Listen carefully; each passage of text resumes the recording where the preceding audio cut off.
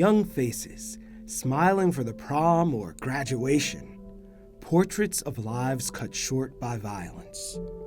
But more often than you'd think, we never learn how, why, who. There are literally thousands of unsolved cold cases in Brooklyn alone. 13 years ago, 19-year-old Rashawn Brazell became one of them. His mother mourns the loss of a kind and caring son. He was a very giving person. People don't know that he used to take food out of my refrigerator and feed the family across the street. But sometimes, years later, detective work and forensics can provide the answer, even some solace.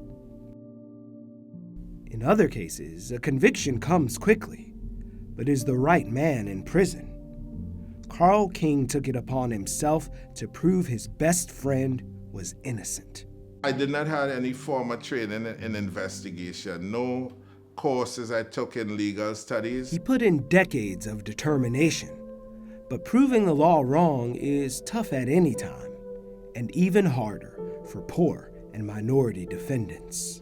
They don't have the money to try their case properly. In time, effort, and anguish, the cost is shared, far beyond that person sitting in that cell. It impacts friends, it impacts community. In other words, I'm serving time with him. Join us this week on The Long Wait for Justice.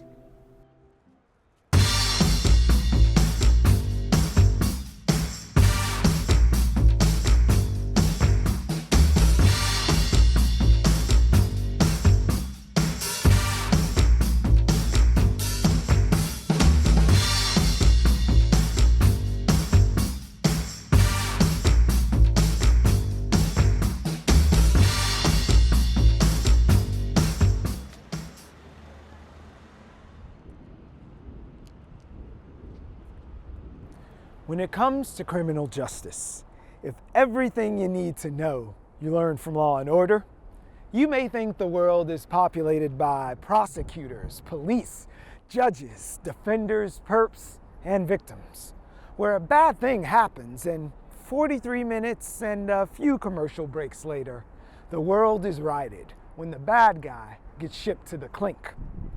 If only it were that simple. Advocates and activists are constantly calibrating the scales of justice to make the system equitable. Sometimes those advocates are everyday people, or even a best friend, working against the system for fairness and impartiality. At other times, that very same system churns at a constant pace until a loved one, long grieved, is granted justice years after their life was taken. Cold cases and hot emotions in the halls of justice and the streets of our city.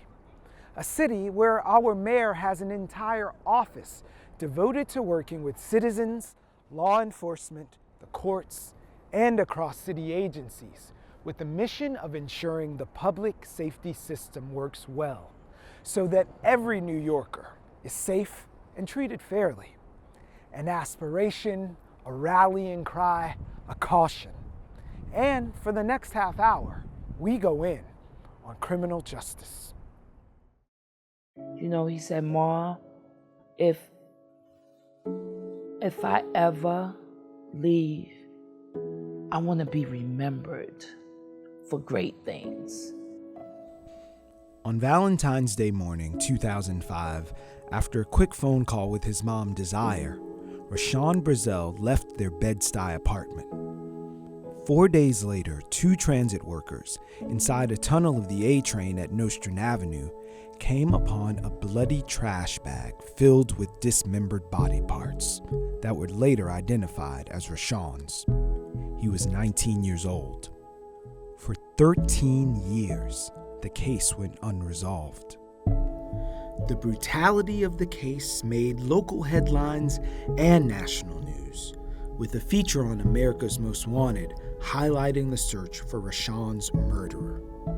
What you may have missed in the coverage was the essence of a life ended too soon. He had a good heart. He was a very giving person. People don't know that he used to take food out of my refrigerator and feed the family across the street. People don't know that he actually gave away shoes because, the kid across the street didn't have any to wear. I didn't know that after he was gone, that the woman downstairs on the first floor in the building said that Sean came to her school and helped her whole class out with a school project. I didn't know my child had touched as many people as he did. It's just sad that, the world won't get to see who he would have been. This case retired a man and then passed it along. Did you ever think, I'm just not gonna know? No. No. I made a promise to myself and I prayed on it. And believe me, when I lost Sean, I stopped praying. It took me a long time to come back to prayer. While Desire wrestled with her faith and all leads in the murder exhausted, the NYPD's cold case unit began what would become a 12-year journey to bring justice for Rashawn and his family. I have to admit that if it wasn't for the officers that came into our lives, I don't think I would have never got this. The main officer on the case, Detective Amato, when I say beyond, he went beyond. His word to me was, I will not stop until this case is solved. I even walked away from my apartment and went to Georgia. I left. And I woke up one morning in Georgia and said, I gotta go back. Detective Amato was calling me every day. And then we had a phone call one day. He said, you gotta come back to New York, right? This, we have work that's still to be done. I'll never forget when he called me and told me he was retiring. My heart dropped. He said, no, I have someone. Trust me, they're gonna be as good as I was. And I'm not going anywhere with family. And lo and behold, who we gave it to, Jason and Evelyn from the cold case unit. When I say that whole unit welcomed me and my family like they'd been on the case forever, and they went right in. The New York Police Department's cold case squad was once the largest in the country, with some 50 detectives in the ranks. Today, Detective PALAMARA is one of 21 on the cold case homicide squad. I'm looking over your shoulder at a newspaper clipping that has, I think you said 3 of those 4 people on this poster cases that were actively yours. So even if you think you're leaving it at work, the world is watching. Yes. What does that mean?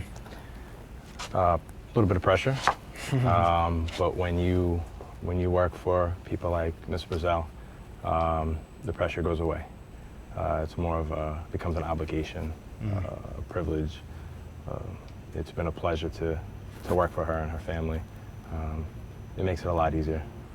Well, just looking at the numbers, the odds are stacked against you.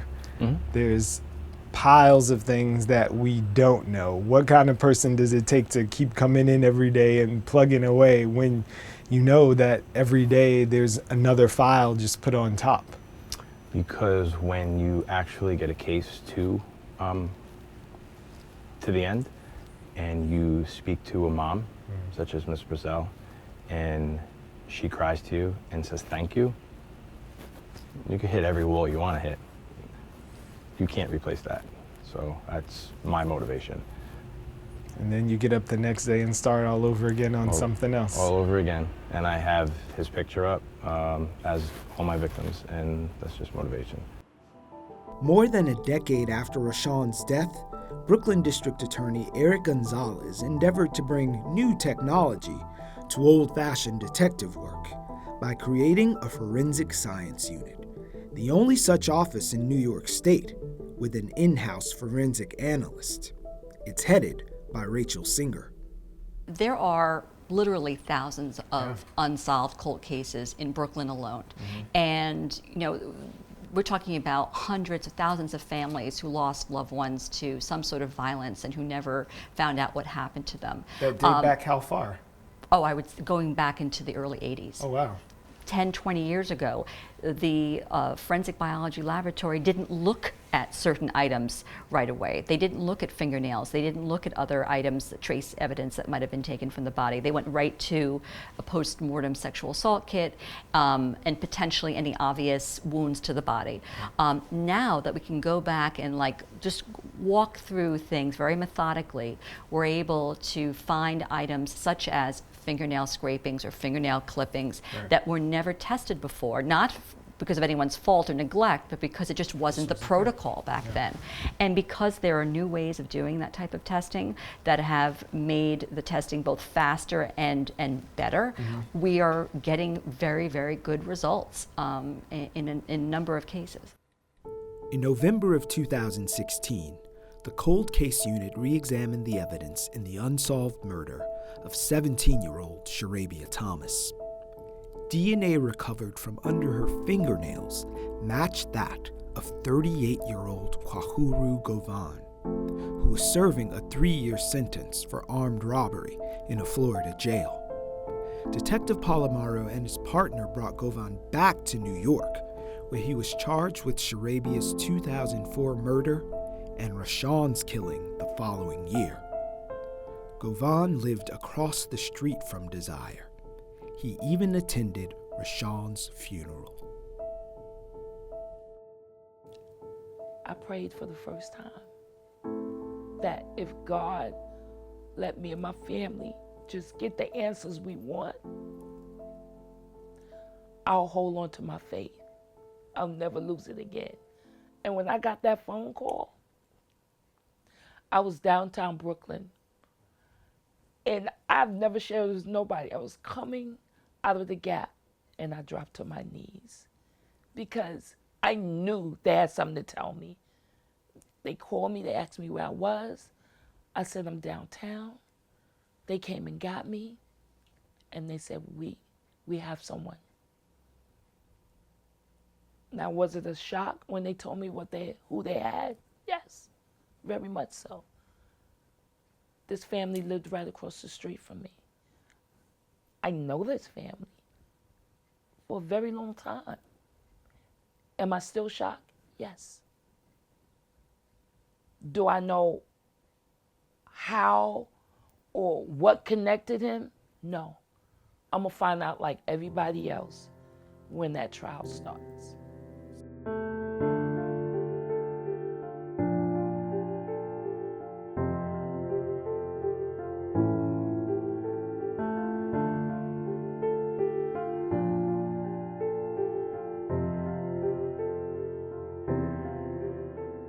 People need to realize that while you're sitting at home and you're watching this, there's a family somewhere devastated. They're hurt. They need someone to listen, to understand what they're going through, to help them. I am quite sure that my son's case is not the only case right now that haven't been solved, and it's been years. I think this shows our community that it can happen. You just gotta keep pushing, gotta make sure you're being heard. Never let it go.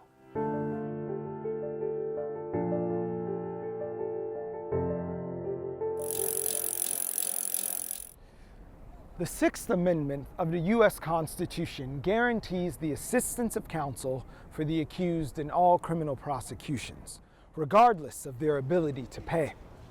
For the 80% of criminal defendants in our state that cannot afford to hire a private attorney, a public defender may be the only thing standing between them and a jail cell. Sometimes it's just not enough, and you get by with some help from your friends. I think by taking someone's liberty away wrongfully, that's like a horrible situation. That was in my heart where I felt like there's something I have to do.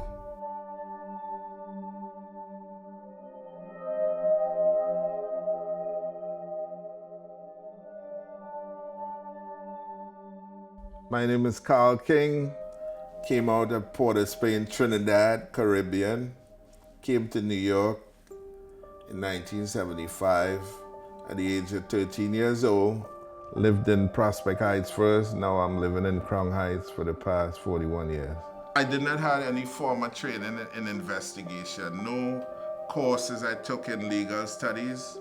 It's just the passion after being denied by retaining attorneys, paying attorneys for Colin with the investigation.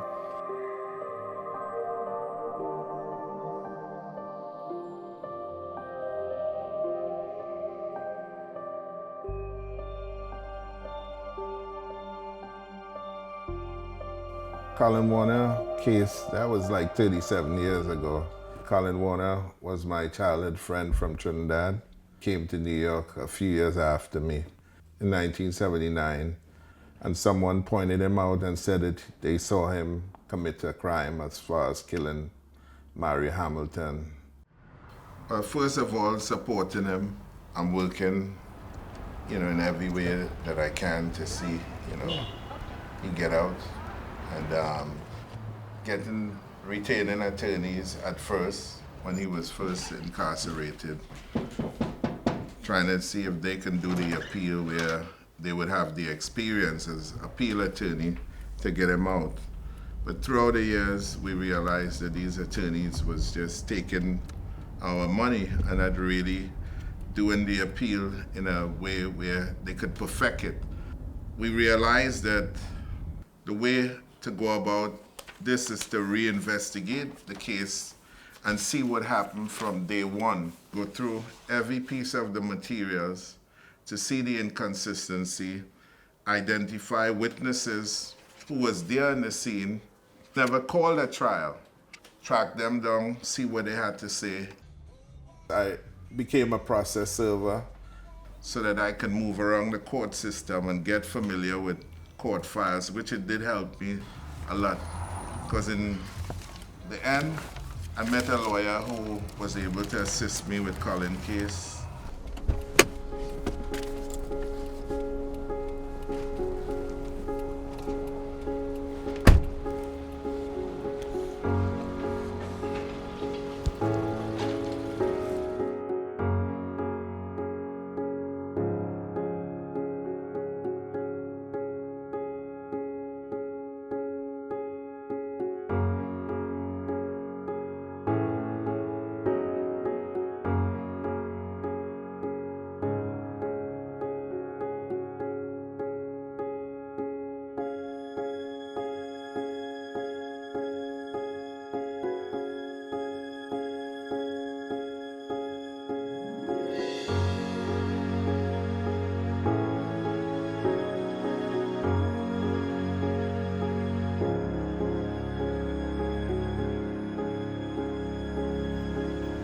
If Colin was a different color, or had his parents had money, would the result been different, the way how the case was handled? I think sure, definitely. When you don't have proper representation, for instance, these cases, it could be dealt with from the early stages. The police gonna do their investigation in order to cause an arrest.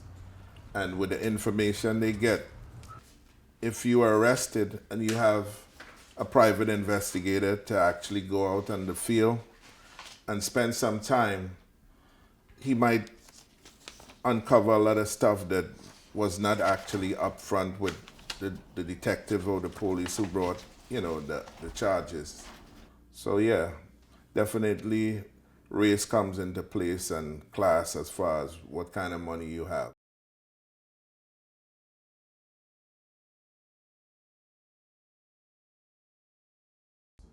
Currently, I'm working on a case for the last 14 years. This young man was accused of murdering. He was sentenced to 25 to life. The family had reached out based on Colin Warner case, and I and a couple of folks decided to look at the paperwork and get Anwar Abdul a fair hearing again. I looked at it and I thought a lot of things really was not done in a proper way. This is one of the documents where he was placed on a lineup 2 days after the crime. And actually, there were 5 people on the lineup, which they were all in solid colored tops excepting for the defendant. He actually was in a light colored top. And still, the witness could not point him out. But 15 months after, during trial, his memory became very much like sharp. He told one of the court reporters that he wanted to talk to the district attorney, that the guy who is sitting in the courtroom, he's sure that that's the guy that he saw the day of the crime. The problem with cases like this is usually money. Well, say I'm going to need an expert who can reconstruct this scene. You got to pay. Say I'm going to need an expert who will tell me about the tracks on these shoes. A shoe expert, a shoe print expert. You got to pay money. Say I'm going to need someone to do run a DNA on these material, these evidence. Again, you're going to need money for the DNA expert. Okay? You see, that is one of the big problems that poor and minority defendants face. They don't have the money to try their case properly, and the government doesn't provide them that support.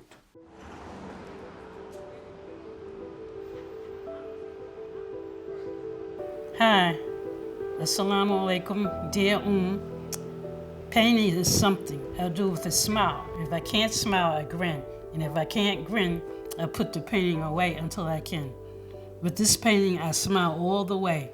I pray you have a happy birthday. With love, your son, Anwar.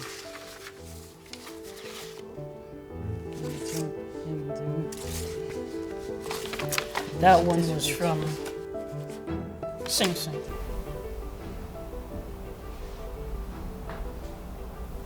When a person is accused and sentenced, something like that, especially if they're young, it impacts not only the family, it impacts friends, it impacts community. In other words, I'm serving time with him. These cases of wrongful imprisonment, it's hard and sometimes tiresome, but I would say for my friend Colin case, I learned that once you believe in something and you believe that it's right and you pursue it persistent, you could make great changes. And any little change that you can make, it counts. Thanks for going in with us on criminal justice. And while justice may be blind, our eyes are open and our cameras are always rolling. To catch past episodes of Going In or anything else we do at BRIC TV, find us on the web at youtube.com/BRIC TV. Bye now.